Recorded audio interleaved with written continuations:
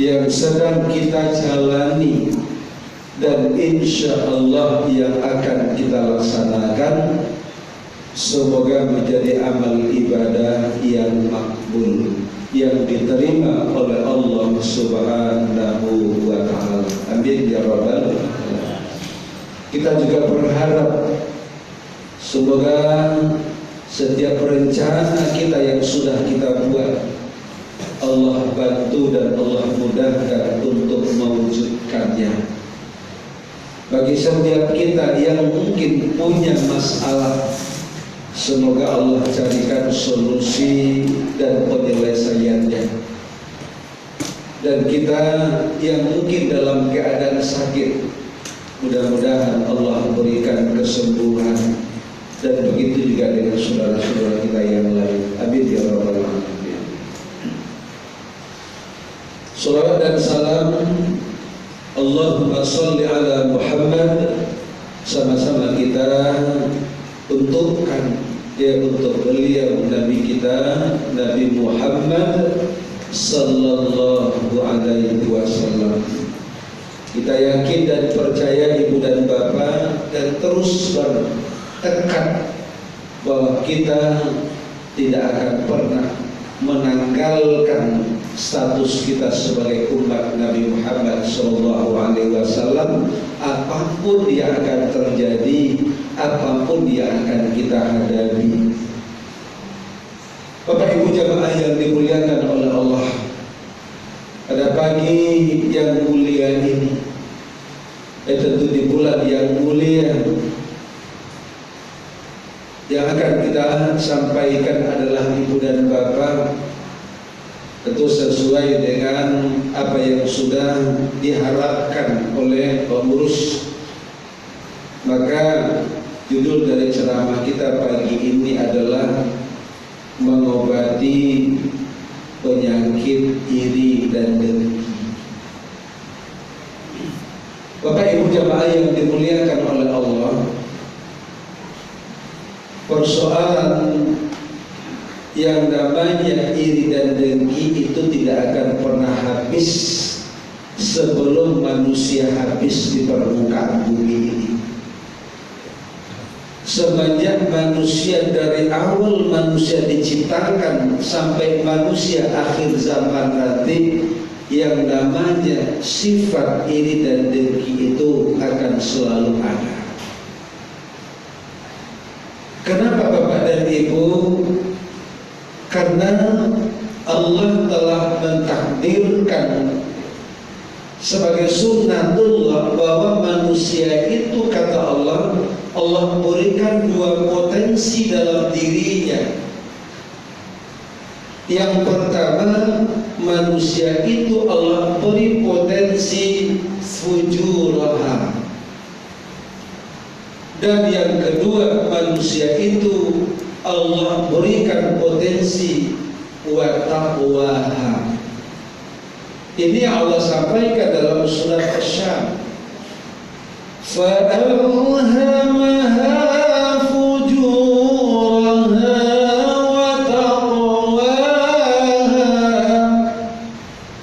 Maka Allah mengilhamkan kepada manusia itu dua sifat dan dua keadaan.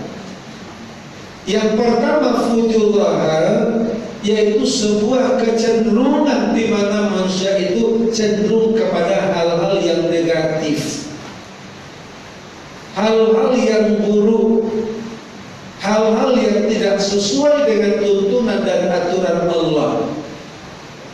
Ada peluang dan ada potensi setiap manusia terhadap fujuraha itu. Lalu yang kedua, wa taqwaha, ada kesempatan dan peluang kepada manusia itu untuk menjadi sesuatu yang lebih baik, wa taqwa. Lalu Bapak Ibu jamaah yang dimuliakan oleh Allah, Allah berikan penegasan setelah itu. Kita boleh pilih mau tetap dalam fujuraha atau mau mengganti dengan wa taqwaha. Allah tegaskan dalam ayat berikutnya, qad aflaha man zakkaha wa qad khaba man dassaha. Itu pilihan. Kita mau bertahan pada yang negatif atau mau menjalankan sesuatu yang positif. Caranya kata Allah bagaimana? Qad aflaha man zakkaha. Sungguh beruntung orang-orang yang membersihkan jiwanya, termasuk dia membuang hal-hal yang fujurahan tadi. Tapi sebaliknya apa kata Allah? Wa qad khaba man dassaha. Sungguh merugi dan celakalah orang-orang yang selalu mengotori jiwanya. Artinya apa? Dia menyuburkan potensi-potensi terhadap sifat-sifat yang fujurah itu. Jadi Bapak Ibu jamaah yang dimuliakan oleh Allah, ini kita tidak heran kenapa penyakit-penyakit hati itu ada pada diri manusia, karena peluangnya diberikan oleh Allah Subhanahu wa ta'ala. Bapak Ibu jamaah yang dimuliakan oleh Allah, lalu apa yang menyebabkan sifat ini subur? Kalau ibarat tanaman ibu dan bapak, kalau diabaikan sifat itu, insya Allah dia tidak subur. Tapi kalau dipupuk taruh, ini akan subur. Nah, elok model itu, nah buruk pun akan model itu. Bapak Ibu jemaah yang dimuliakan oleh Allah, kenapa sifat ini bisa subur dalam diri seseorang? Yang pertama ibu dan bapak, karena hilangnya rasa syukur di dalam diri. Kalau rasa syukur telah hilang, di situ akan tumbuh apa? Bahwa kita akan selalu merasa hidup dalam kekurangan, hidup dalam kesusahan. Akan terjadilah ibu dan bapak bahwa kita dalam urusan dunia akan selalu memandang ke atas orang yang lebih dari kita. Itu kalau hilang rasa syukur. Nanti kalian adalah orang-orang yang lebih dari awal. Ada lagu baru. Ya, Oyuda, caliatlah orang di Sabala, lah bauto, lah baunda, nanawa baru pakai sepeda. Dia tidak apa, orang hadir. Apalagi usah bantah bapak dan ibu. Awak jodoh dari iwangnya baru kawan lah. Segala macam metik dan gue sampai gigi metik. Kalau lebih banyak gigi metik memang. Jadi daripada cik jodoh ni manggadu aja ilahan bana metik cerai. Jadi apa lompong sadua. Jadi Bapak Ibu jemaah yang dimuliakan oleh Allah, ini yang terjadi. Sehingga apa? Kita tidak senang, kita tidak menerima. Jadi akibat dari itu apa? Kita tidak ridho dengan keputusan-keputusan Allah. Padahal kalau kita mau menyikapi, kalau kita mau memahami bahwa apapun yang sedang kita alami, apapun yang terjadi pada diri kita, itu sebenarnya pilihan Allah untuk kita. Jadi akibat kurangnya syukur, di samping suka melihat ke atas dalam urusan dunia, kadang acok mencari ke bawah dalam urusan akhirat. Maka bapak dan ibu timbul dan kategori apa? Su'uzon.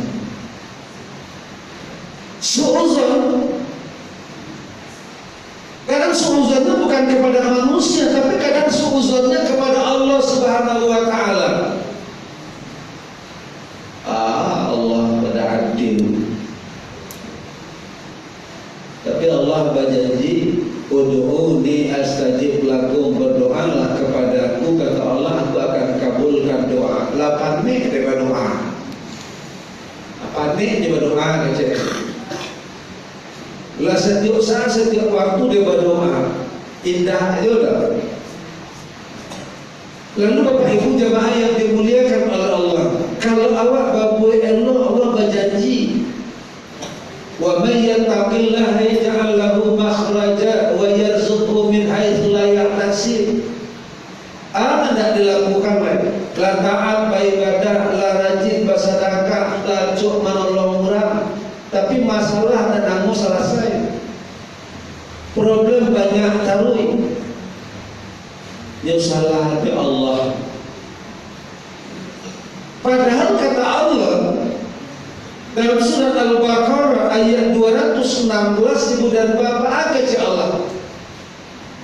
Wa asa an takrahu syai'an wa huwa khairun lakum wa asa an tuhibbu syai'an wa huwa syarrun lakum. Boleh jadi sesuatu yang kamu benci, kata Allah, itu adalah sesuatu yang terbaik untukmu. Tak suku awak dong. Sebaliknya sesuatu yang kamu senangi, kamu cintai, kamu bangga mendapatkannya, kamu euforia mendapatkannya, namun kata Allah itu bukanlah sesuatu yang terbaik untukmu. Bapak Ibu jamaah yang dimuliakan Allah, cuma tak satu awak menyikapi di balik sesuatu yang awak benci, ternyata kata Allah mungkin itu adalah sesuatu yang kebaikan untuk kita. Di balik sesuatu yang kita anggap itu adalah nikmat kebaikan, tapi padahal di balik itu bukan sesuatu yang terbaik untuk. Banyak kejadian-kejadian Bapak dan Ibu, orang-orang yang menyesal dengan keadaan yang terjadi, tapi setelah itu Allah tunjukkan bahwa apapun yang dia alami itu sebenarnya Allah ingin menyelamatkannya. Dulu kan ada kisah seperti yang diceritakan oleh almarhum Kiai Haji Zainuddin MZ, ya. Ketika zamannya, zaman diantaranya adalah kanibal, manusia memakan manusia. Dia bertemulah dengan orang yang buta. Sebelum itu dia menyesal dengan keadaannya. Kenapa dia lahir dalam keadaan buta? Kenapa orang bisa melihat kok dia tidak bisa melihat? Ada satu kesedihan dalam dirinya, ada penyesalan dalam dirinya. Dia buruk sangka dengan keputusan Allah Subhanahu wa Ta'ala. Ternyata apa yang terjadi ketika dia ditangkap oleh sang raja?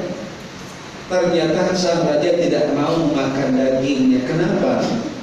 Saya tidak suka dengan orang yang buta. Akhirnya dia dilepaskan.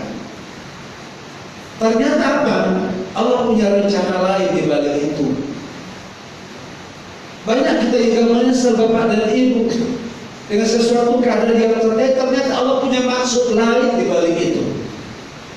Makanya kata Allah, وَبَشِّرِ الصَّابِرِينَ.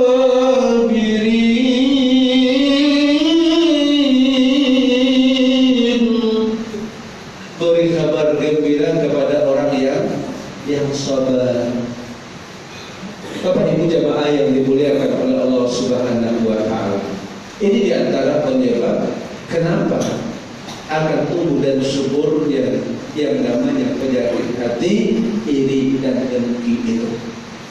Bapak Ibu jamaah yang dimuliakan oleh Allah Subhanahu wa Ta'ala, bahayakah penyakit iri dan dengki? Bahaya. Bukan bahaya, tetapi bahaya. Bapak Ibu jemaah yang dimuliakan Allah, kenapa bahaya? Dari dulu contoh. Yang pertama sekali yang menyuburkan sifat iri dan dengki ini adalah iblis. Awalnya iblis iri dengki kepada Nabi Adam alaihissalam. Kok Adam yang diciptakan belakangan, diciptakan dari tanah, kok dimuliakan oleh Allah? Malaikat disuruh sujud kepada Adam, malaikat bersujud, lalu iblis tidak mau sujud kepada Adam. Kenapa? Karena iblis merasa bahwa dia lebih baik penciptaannya daripada Adam alaihissalam. Irilah dia, dan iri itulah yang terus dikembangkan sampai detik ini Bapak dan Ibu. Jadi kalau orang yang iri, dengki, itu pengikut iblis, pengikut setan. Benda ini dengki dia aku. Kok ado, berarti wak pengikut. Jadi apa itu jemaah yang dimuliakan oleh Allah Subhanahu wa taala? Ini hal-hal yang harus dampak yang luar biasa. Ini pengaruh yang sangat-sangat dahsyat. Lalu Bapak Ibu jemaah yang dimuliakan Allah, akibat berikutnya kalau orang sudah iri, dia tidak segan-segan untuk menghancurkan orang yang dia iri itu. Tidak segan menghancurkan, membunuh, memfitnah segala macam. Ini buktinya di situ. Terjadinya ini Bapak Ibu peperangan, kekacauan itu berawal dari sifat iri dan dengki. Berawal dari situ.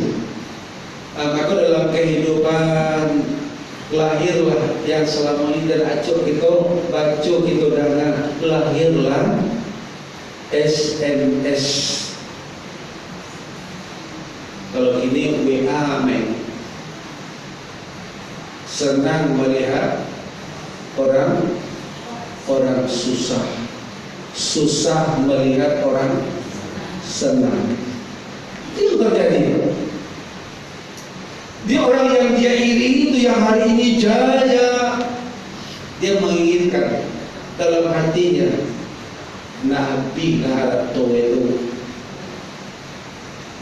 Kalaupun haratonya Nabi kok nyoba jalan anak apuru lah dia landau. Kalau nyoba nak kaya tua dalam dadu. Kalau nyoba naki anak masuk kurang lah. Itu buruannya orang-orang yang punya iri dan dengki itu.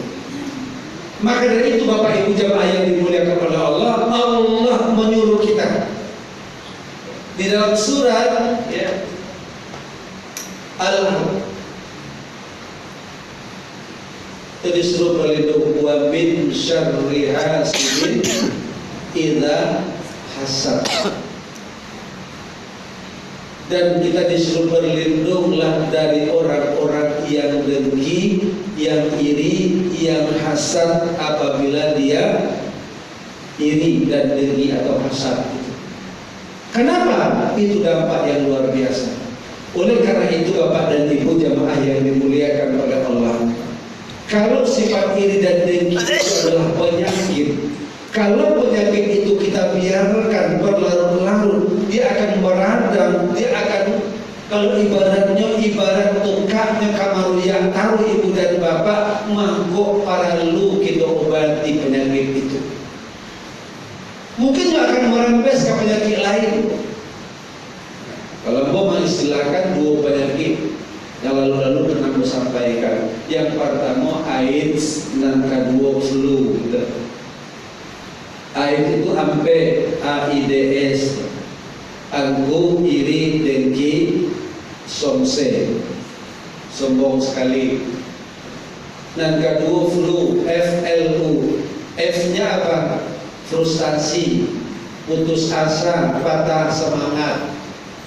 L-nya apa? Lupa, tamak, serakah, rakus, dano. U-nya apa? Unjuk, yang selalu bangga dengan dirinya, bangga dengan saudaranya, bangga dengan orang-orang yang dekat dengannya. Dia tidak akan mau dan sulit untuk menghargai orang lain. Itu penyakit hati. Oleh karena itu Bapak Ibu jemaah yang dimuliakan Allah, solusinya kata Allah, yang pertama, hendaklah setiap kita menjadikan diri kita orang yang bersyukur. Karena memang orang yang bersyukur itu tidak banyak jumlah dan persentasenya. Kalau tegaskan dalam surat Al-A'raf surat ke-7 ayat 10. Wa laqad makkannakum fil ardh wa ja'alna lakum fiha ma'ish qalilan ma tashkurun. Sungguh telah kami tempatkan kamu di muka bumi dan kami jadikan bumi itu sebagai tempat penghidupan bagimu, lengkap dengan segala fasilitasnya, kebutuhan. Namun kata Allah, sayang beribu kali sayang, qalilan ma tashkurun, sedikit kamu yang bersyukur. Jadi dakwah dan mengejek Allah dan bersyukur itu lebih sedikit dibanding yang tidak bersyukur. Bapak Ibu jamaah yang dimuliakan Allah, karena Rasulullah saja meminta diri beliau untuk selalu menjadi orang yang bersyukur. Apa dalam doa beliau? Allahumma ja'alni syakura, ya Allah jadikan aku orang yang bersyukur. Wa ja'alni sabura, jadikan aku orang yang sabar. Wa ja'alni fi 'aini saghira wa fi a'yunin nas kabira, ya Allah jadikan aku selalu memandang diriku rendah, diriku tidak ada apa-apanya, akan tetapi orang lain memandangku orang besar. Ini Rasulullah, beliau tawadu, beliau rendah hati, beliau tidak sombong. Awak kadang-kadang cik dulu saja ilmu dapat, hadis dapat, kurang pula salah sesadoe. Nabi pun tidak omik. Bapak Ibu jamaah yang dimuliakan oleh Allah, kemudian yang selanjutnya Bapak Ibu yang harus kita lakukan adalah tentu perbanyak, ya. Kita berusaha menata diri kita menerima keputusan Allah dengan ridho. Karena bagi orang tidak dapat sekanda padi tambala dalam parau, namun kapadi juo tidak dapat sekanda hati karena Allah dan balaku ko anan terjadi juo bukan kanda kita. Kok tiba dengan elok, alhamdulillah kita bersyukur. Kok tiba dengan bodoh, di situ kita sabar. Bukan sesuatu yang kita inginkan. Kalau awak menginginkan kan ibu dan bapa, puncuk dicinta ulam tiba, semua digali ia datang. Itu keinginan kita. Tapi kok tiba sebaliknya pak, puncuk dicinta ulam, puncuk nanti bawa. Jadi Bapak Ibu jamaah yang dimuliakan oleh Allah, tentu yang kita adoi saja dengan penuh keridhaan Bapak dan Ibu. Disitulah takdir Allah dan kita berbaik sangka kepada Allah Subhanahu wa Ta'ala. Kemudian yang ketiga, dalam urusan dunia caliatlah ke bawah, dan dalam urusan akhirat caliatlah ke atas. Kemudian yang tak kalah pentingnya, sadarilah bahwa sifat iri dan dengki itu adalah penyakit yang sangat-sangat berbahaya, tidak berbahaya tetapi berbahaya. Jadi Bapak Ibu jemaah yang dimuliakan Allah, kenapa dia tidak sedang mencelakakan diri kita, tapi dia juga ingin membinasakan orang lain. Mudah-mudahan Bapak Ibu kita menjadi orang-orang yang beriman, menjauhkan sifat-sifat yang tercela, mengobati penyakit fujurah dengan watakwa.